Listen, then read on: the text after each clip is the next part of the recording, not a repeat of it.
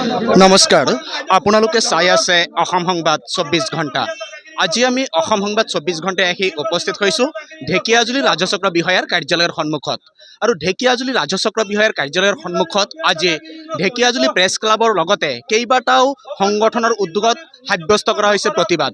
আৰু এই প্ৰতিবাদৰ মূল কাৰণ যোৱাকালি ঢেকিয়াজুলি আৰক্ষী থানা এলেকাৰ 5 নৈত সাংবাদিকে গৈছিলে বাতৰি সংগ্ৰহ কৰিবৰ কাৰণে, আৰু তেনে অৱস্থাতে শিলবালি মাফিয়াই আক্ৰমণ কৰিছিলে এই বাতৰি সংগ্ৰহ কৰিবলৈ যোৱা সাংবাদিকৰ দলৰ ওপৰত। আৰু তাৰ ফলত গুৰুতৰভাৱে আঘাতপ্ৰাপ্ত হৈছিল ND24ৰ ঢেকিয়াজুলিৰ সাংবাদিক বিমল জ্যোতি নাথ।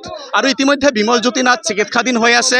আৰু তাৰ পিছতো যি ধৰণে আৰক্ষী বা প্ৰশাসনৰ কঠোৰ পদক্ষেপ হ'ব লাগিছিল সেয়া এতিয়াও হৈ উঠা নাই। আৰু তাৰ কাৰণে আজি ঢেকিয়াজুলি প্ৰেছ ক্লাবৰ উদ্যোগত আৰু কেইবাটাও সংগঠনৰ সহযোগত ঢেকিয়াজুলি ৰাজচক্ৰ বিষয়াৰ কাৰ্যালয়ৰ সন্মুখত প্ৰতিবাদী কাৰ্যসূচী ৰূপায়ণ কৰিছে। আৰু এই প্ৰতিবাদী কাৰ্যসূচী ৰূপায়ণ কৰি যিসকল এই কাৰ্যৰ লগত জড়িত প্ৰত্যেককে গ্ৰেপ্তাৰ কৰি শাস্তি বিহাৰ দাবী জনাইছে। আৰু আমি দেখুৱাই আছোঁ সামগ্ৰিক পৰিৱেশ এয়া হৈছে ঢেকিয়াজুলি ৰাজচক্ৰ বিষয়াৰ কাৰ্যালয়ৰ সন্মুখৰ পৰিৱেশ। আৰু এনেদৰেই আজি বিভিন্ন দল সংগঠন আৰু ঢেকিয়াজুলি প্ৰেছ ক্লাবৰ উদ্যোগত প্ৰতিবাদী কাৰ্যসূচী ৰূপায়ণ কৰা হৈছে। আৰু ইয়াতে আছে সদৌ অসম আদিবাসী ছাত্ৰ সন্থাৰ শোণিতপুৰ জিলা সমিতিৰ কাৰ্যকৰী সভাপতি।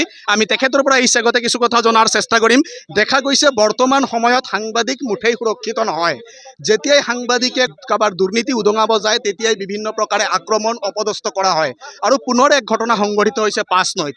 আৰু তাকে লৈ আজি ঢেকিয়াজুলি প্ৰেছ ক্লাবৰ উদ্যোগত আৰু বিভিন্ন দল সংগঠনৰ সহযোগত প্ৰতিবাদী কাৰ্যসূচী ৰূপায়ণ কৰা হৈছে। কি ক'ব আজিৰ দিনটোত? হয়, আমি সদৌ অসম আদিবাসী ছাত্ৰ সন্থা হৈ ক'ব বিচাৰিছোঁ, আজি ঢেকিয়াজুলি সাংবাদিক অকল নহয়, গোটেই অসমত আমি চাবলৈ পাইছোঁ সাংবাদিক সুৰক্ষিত নহয়।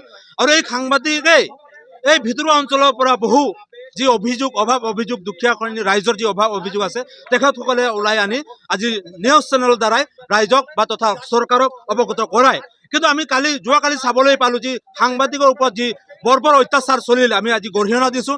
ইয়াৰ লগে লগে ক'ব বিচাৰিছোঁ যে মাজবাট বন বিষয়া আৰু ঢেকিয়াজুলি বন বিষয়া আচলতে শুই আছে। আজি এই 5 নৈ যি নদী আছে, শিল বালি যি খনন কাৰ্যসূচী চলি আছে আৰু কাৰ নেতৃত্বত চলি আছে, আজি সেই নদীতে আজি আপোনাৰ চাপৰাবাৰী আৰু আমাৰ যিটো গাভৰুপাৰা আছে তাত দুজনকে ব্যক্তি আজি মৃত্যুবৰণ কৰিছে এই খনন কাৰ্যসূচী কৰাৰ কাৰণে। আজি এই খনন কাৰ্যসূচী আমি চাবলৈ পাইছোঁ যে আচলতে প্ৰশাসন বিভাগ কি কৰে, যেতিয়া বেলচা দি যেতিয়া অলপ শিল বালি অলপ ট্ৰেক্টৰত যেতিয়া উঠাই আনে তেতিয়া কিন্তু আৰক্ষীয়ে কৰায়ত্ব কৰে।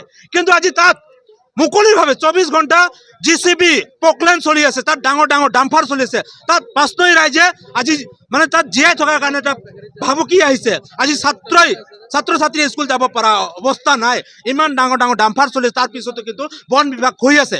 আৰু এই বন বিভাগৰ আচল চৰিত্ৰ উদাঙাবৰ কাৰণে যোৱাকালি এই সাংবাদিকসকলে যোৱাৰ কাৰণে, আৰু লগতে আমাৰ সচেতন মহলৰ আমাৰ ভাইটি হোমেন কৰ্মী যোৱাৰ কাৰণে, আজি তেখেতসকলে নিউজ পৰিৱেশন কৰাৰ কাৰণে যোৱাকালি সাংবাদিকৰ ওপৰত যি অত্যাচাৰ চলালে আমি গৰিহণা দিছোঁ। ইয়াৰ লগে লগে যি ভূ মাফিয়া বালি আৰু শিল মাফিয়া যি আছে আৰু যি ক্ৰাইচিছ মিল চলি আছে এইবিলাক সম্পূৰ্ণ অবৈধভাৱে চলি আছে। আৰু কাৰ নেতৃত্বত চলি আছে, মুখ্যমন্ত্ৰী ডাঙৰীয়াক আমি ইয়াত তদন্ত কৰিবৰ কাৰণে আহ্বান জনাইছোঁ।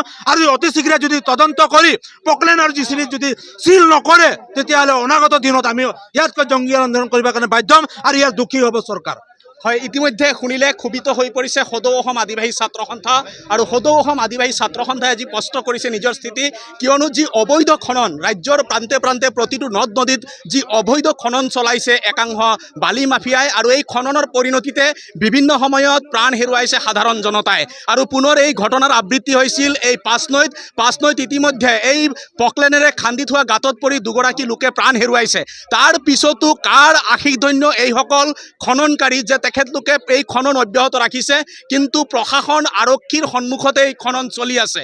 আৰু কি প্ৰকাৰে এই খনন চলাইছে, আৰু এই খননৰ বাতৰি যেতিয়া কৰিবলৈ যায় তেতিয়াই সাংবাদিকক আক্ৰমণ কৰা হয়, অপদস্থ কৰা হয়। আৰু তাৰ কাৰণে দায়ী কোন, এয়া কিন্তু এতিয়া প্ৰশ্ন হৈ থাকিলে। সেইকাৰণে আজি এনেদৰেই ঢেকিয়াজুলি প্ৰেছ ক্লাবৰ উদ্যোগত আৰু বিভিন্ন দল সংগঠনৰ সহযোগত এই প্ৰতিবাদী কাৰ্যসূচী ৰূপায়ণ কৰা হৈছে। আৰু ইয়াৰ পৰা স্থিতি স্পষ্ট কৰা হৈছে যে চৰকাৰ প্ৰশাসনে অতি শীঘ্ৰে এই ঘটনাৰ উচ্চ পৰ্যায়ৰ তদন্তৰ ব্যৱস্থা কৰক।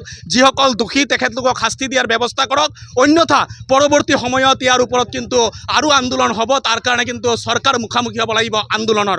আৰু ইয়াতে উপস্থিত আছে ঢেকীয়াজুলি ৰাজচক্ৰ বিষয়াও কাৰ্যসূচীৰ খবৰ পাই ইয়াত উপস্থিত হৈ স্মাৰক পত্ৰ গ্ৰহণ কৰিবলৈ আহিছে। আমি তেখেতৰ পৰাও এই চেগতে কিছু কথা জনাৰ চেষ্টা কৰিম। দেখা গৈছে যি অবৈধ খনন লৈ ৰাজ্যত এটা বিভিন্ন প্ৰান্তত এটা উশৃংখল পৰিৱেশৰ সৃষ্টি হৈছে আৰু তাৰে অনুৰূপ ঘটনা সংঘটিত হ'ল পাঁচনৈত। যোৱাকালি সংবাদ পৰিৱেশন কৰিবলৈ যোৱা, সংবাদ সংগ্ৰহ কৰিবলৈ যোৱা সাংবাদিকক আক্ৰমণ চলাই দিয়া হ'ল। কি ক'ব এই ক্ষেত্ৰত? আপোনালোকে জানে যে আইন হাতত ল'লে তাৰ পৰিণামো পাব লাগিব। চ' আপোনালোকে গম পাইছে যে আমাৰ শোণিতপুৰ আৰক্ষী ফালৰ পৰা প্ৰশাসনৰ ফালৰ পৰা অলৰেডি খুব ক্ষিপ্ৰতাৰে কাম ষ্টাৰ্ট কৰিছে আৰু যি এই আইন হাতত তুলি লোৱা কাৰ্য কৰিছে তাক আমি গৰিহণা জনাইছোঁ। আৰু ইয়াৰ বিপৰীতে আমি যিমান আমাৰ প্ৰশাসনিক ফালৰ পৰা যি কৰিব লগা আমি গোটেইখিনি কৰিবলৈ সাজু হৈছোঁ। হয়, ইতিমধ্যে শুনিলে ঢেকীয়াজুলি ৰাজচক্ৰ বিষয়া নয়নজ্যোতি পাঠকে ইতিমধ্যে কৈছে প্ৰশাসনে এই ক্ষেত্ৰত কঠোৰ পদক্ষেপ গ্ৰহণ কৰিব আৰু এই পদক্ষেপ গ্ৰহণ নকৰালৈকে কিন্তু এই প্ৰতিবাদ অব্যাহত থাকিব, সেয়াও কিন্তু নিশ্চিত হৈ পৰিছে। আজি ঢেকীয়াজুলি প্ৰেছ ক্লাবৰ লগতে বিভিন্ন দল সংগঠন এনেদৰে উপস্থিত হৈছে আৰু ইয়াতে আছে ঢেকীয়াজুলি প্ৰেছ ক্লাবৰ সভাপতি। আমি চমুকে তেখেতৰ পৰা এই বিষয়ে কিছু প্ৰতিক্ৰিয়া লোৱাৰ চেষ্টা কৰিম। কি ক'ব যি ঘটনা যোৱাকালি সংঘটিত হ'ল?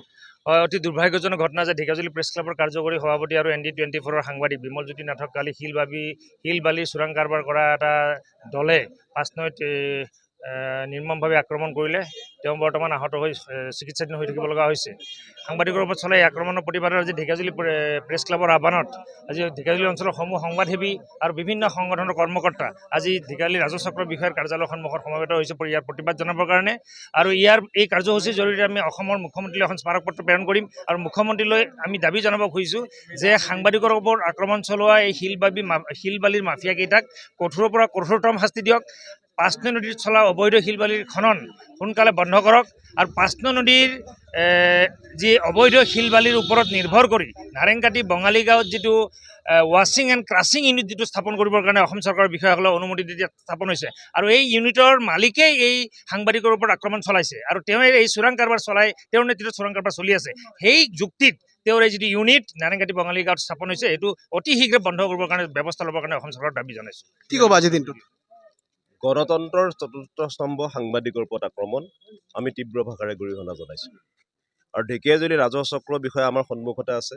ঢেকীয়াজুলি প্ৰেছ ক্লাবৰ উদ্যোগত আজি প্ৰতিবাদী কাৰ্যসূচী তেখেতৰ জৰিয়তে অসমৰ মাননীয় মুখ্যমন্ত্ৰীলৈ এখন স্মাৰক পত্ৰ ঢেকীয়াজুলি প্ৰেছ ক্লাবে ইয়াত দিব। আমি তেখেতৰ জৰিয়তে অসম চৰকাৰক আমি আহ্বান জনাব বিচাৰিছোঁ যে যোৱাকালিৰ ঘটনাৰ উচিত তদন্ত কৰি ইয়াত কোন কোন জড়িত হৈ আছে ইয়াত কঠোৰভাৱে শাস্তি প্ৰদান কৰিব লাগে। যিসকলক ধৰিছে আৰু যদি কোনোবা ইয়াত জড়িত, কোনোবা ৰজা মহাৰাজা যদি ইয়াত জড়িত, সকলোকে ইয়াত ধৰিব লাগে। সাংবাদিকৰ ওপৰত আক্ৰমণ এই গোটেই ঘটনাটোত আমি দেখিবলৈ পাইছোঁ যে বৰ্তমান সময়ত যদি সংবাদসেৱীসকলে সন্মানীয় সংবাদসেৱীসকলে যদি সংবাদ সংগ্ৰহ কৰিবলৈ যাওঁতে এনেধৰণে ভূ মাফিয়াৰ বা বালি মাফিয়াৰ ওপৰত যদি আক্ৰমণ হ'ব লগা হয়, সাধাৰণ মানুহৰ কি হ'ব? ইয়াত এটা এনেকুৱা ধৰণৰ শাস্তি প্ৰদান হ'ব লাগে যে ভৱিষ্যতে তেখেতসকলৰ যাতে ভৰি ভাঙি থাকে, এনেধৰণৰ আমি শাস্তি প্ৰদান বিচাৰিছোঁ। আৰু সাংবাদিকগৰাকীৰ চিকিৎসাৰ ক্ষেত্ৰতো চৰকাৰক ব্যৱস্থা গ্ৰহণ কৰিবলৈ আমি আহ্বান জনাইছোঁ। এইকাৰণেই সাংবাদিকজন বৰ ধনী পৰিয়ালৰ সাংবাদিক নহয়, যথেষ্ট কষ্ট কৰি সংবাদ সংগ্ৰহ কৰে। গতিকে তেওঁৰ ওপৰতো আপোনাৰ চৰকাৰখনৰ দায়িত্ব আছে, কাৰণ এই দায়িত্ব পালন কৰিবলৈ আমি চৰকাৰক আহ্বান জনাইছোঁ। এই ঘটনাৰ উচিত তদন্ত কৰি দোষীক কঠোৰ শাস্তি প্ৰদান কৰিবলৈ দাবী জনাইছোঁ। হয়, ইতিমধ্যে শুনিলে জাতীয়তাবাদী যুৱ ছাত্ৰ পৰিষদৰ কেন্দ্ৰীয় মুখ্য উপদেষ্টা ৰাণা প্ৰতাপ বৰুৱাই এটা গুৰুত্বপূৰ্ণ কথা উপস্থাপন কৰিছে। যিসকল সংবাদসেৱী বা যিসকলে সংবাদ সংগ্ৰহ কৰিবলৈ যায় তেখেতলোক কোনো উচ্চ পদস্থ বা উচ্চস্তৰীয় পৰিয়ালৰ সন্তান নহয়, সাধাৰণ পৰিয়ালৰ পৰা বাতৰি সংগ্ৰহ কৰিবলৈ আহে বা এনেই সাংবাদিক জগতত আহে আৰু তেখেতলোকে ৰাইজৰ হকে নিস্বাৰ্থভাৱে কাম কৰে আৰু তাৰ পিছতে পদে পদে এনেকৈ অপদস্থ হ'বলগীয়া হয়, আক্ৰমণৰ বলি হ'বলগীয়া হয় আৰু এই ঘটনা কোনোপধ্যেই মানি লোৱা নহ'ব। আৰু বৰ্তমান যিহেতু ঢেকীয়াজুলিৰ ND24 নিউজ চেনেলৰ সাংবাদিক বিমলজ্যোতি নাথ অসুস্থ হৈ চিকিৎসাধীন হৈ আছে আৰু তেখেতৰ চিকিৎসাৰ খৰচো চৰকাৰে বহন কৰিব লাগিব। আৰু যিসকল ইয়াৰ লগত জড়িত আছিলে মাত্ৰ কেইজনমানক ধৰি দায়িত্ব সামৰিলে নহ'ব, প্ৰশাসনে প্ৰত্যেকগৰাকী লোকক চিনাক্ত কৰি ইয়াৰ ওপৰত উচিত ব্যৱস্থা গ্ৰহণ কৰিব লাগিব আৰু কঠোৰ শাস্তিৰ ব্যৱস্থা কৰিব লাগিব, তাৰে আহ্বান জনাইছে। আৰু আমি আশা কৰোঁ এই ক্ষেত্ৰত চৰকাৰ প্ৰশাসনে সঠিক সিদ্ধান্ত ল'ব আৰু ভূ মাফিয়াৰ তলত তেখেতলোকে নগৈ যিসকল সাধাৰণ মানুহৰ কথা বুজি পাব বুলি আশা ৰাখি সকলোৱে অসম সংবাদ 24 ঘণ্টা চাই থকাৰ কাৰণে মই প্ৰশান্ত বৈশ্যই ঢেকীয়াজুলি ৰাজচক্ৰ বিষয়াৰ কাৰ্যালয়ৰ সন্মুখৰ পৰাই সকলোলৈ ধন্যবাদ জ্ঞাপন কৰিছোঁ।